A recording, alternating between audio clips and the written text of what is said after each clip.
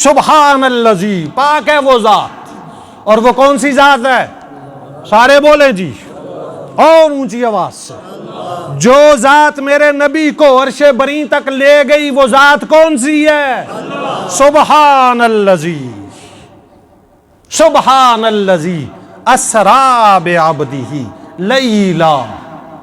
قرآن کریم کے یہ الفاظ ترجمہ تو یہ ہے راتوں رات لے گئی، لیکن اگر آپ مجھ سے پوچھیں تو قرآن کے اس آیت کا معنی یہ ہے کہ رات کے 1000 حصے کریں، رات کے 1,00,000 حصے کریں، وہ 1000واں حصہ، وہ 1,00,000واں حصہ، اس میں میرے مصطفیٰ نے ساری کائنات کی سیر کی ہے، اس 1,000ویں حصے میں، کہ یہاں سے وہاں تک، وہاں سے یہاں تک۔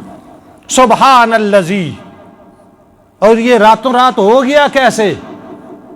کہ رات کے اتنے تھوڑے سے حصے میں کہ آپ گئے، آپ جس بستر سے اٹھے تھے بستر گرم تھا، بندہ اٹھتا ہے بستر گرم ہوتا ہے، آپ نے وضو کیا تو پانی بہہ پڑا، پانی بہتا ہے، جب پانی گرایا جائے، آپ نے اپنے دروازے کی کنڈی کھولی، وہ سنگل، وہ زنجیر ہلتی ہے تھوڑی دیر، آپ یہ سارا کام کر کے گئے، جب واپس آئے بستر تب بھی گرم تھا، پانی تب بھی چل رہا تھا، کنڈی تب بھی ہل رہی تھی۔ یہ ہے مطلب سبحان کا، یہ ہے مطلب کہ عقل جہاں پہ موف ہو جاتی ہے، دانشیں جہاں پہ گم ہو جاتی ہیں، قلمیں جہاں پہ گھس جاتی ہیں، سوچنے سمجھنے کی صلاحیت جہاں پہ ختم ہو جاتی ہے، وہاں سے یا شان خدا شروع ہوتی ہے یا شان مصطفیٰ شروع ہوتی ہے۔ سبحان الذی اسری بعبدہ، راتوں رات،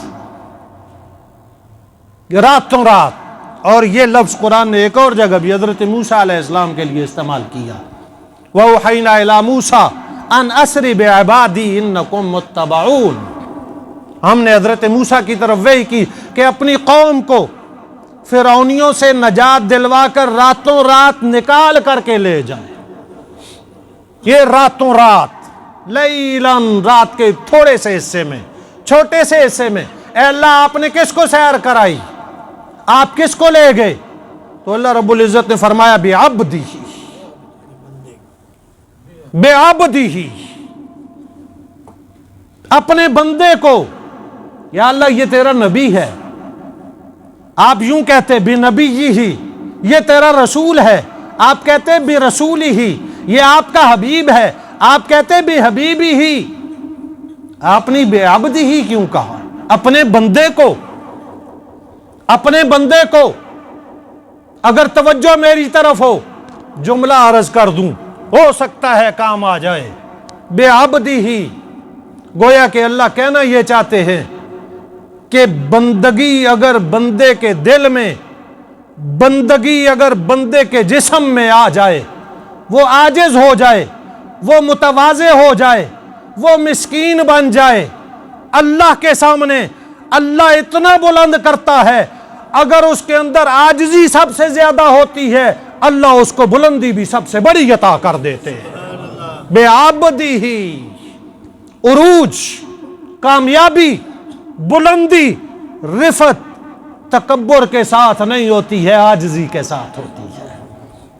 اور کسی نے بڑا زبردست جملہ لکھا ہے، یہ جملہ آپ کے حوالے، کہ امام الانبیاء حضرت محمد مصطفیٰ صلی اللہ علیہ وسلم نے اللہ کے سامنے بندگی دکھائی ہے، اللہ نے مقام معراج عطا کر دیا ہے، لوگوں کے سامنے آپ صلی اللہ علیہ وسلم متواضع رہے ہیں، لوگوں کے سامنے آپ صلی اللہ علیہ وسلم مسکین اور اسی طرح تواضع کے ساتھ رہے ہیں، اللہ نے مقام شفاعت عطا کر دیا ہے۔ اللہ کے سامنے عاجز ہے، اللہ نے عرش بری پہ بلا لیا، اور بندوں کے سامنے آپ صلی اللہ علیہ وسلم نے کبھی بھی بڑائی نہیں کی کہ میں اللہ کا آخری نبی، ہم 4 نمازیں پڑھتے نہیں ہیں، سب سے بڑے مسلمان ہم ہو جاتے ہیں۔ 4 پیسے ہماری جیب میں آتے ہیں، ہم بندے کو بندہ نہیں سمجھتے، بندوں کے سامنے عاجز۔ کسی نے کہا آپ صلی اللہ علیہ وسلم کی اس عاجزی کی وجہ سے اللہ نے مقام شفاعت عطا کیا ہے، کل قیامت کے دن آپ صلی اللہ علیہ وسلم سفارش کرتے چلے جائیں گے، اس بندے کے لیے جنت کے دروازے کھلتے چلے جائیں گے۔ عاجزی اختیار کر کہ میرے مصطفیٰ نے فرمایا من تواضع للہ رفعہ اللہ، جو اللہ کے سامنے عاجز ہو جاتا ہے اللہ اس کو بلندیاں عطا کرتا ہے۔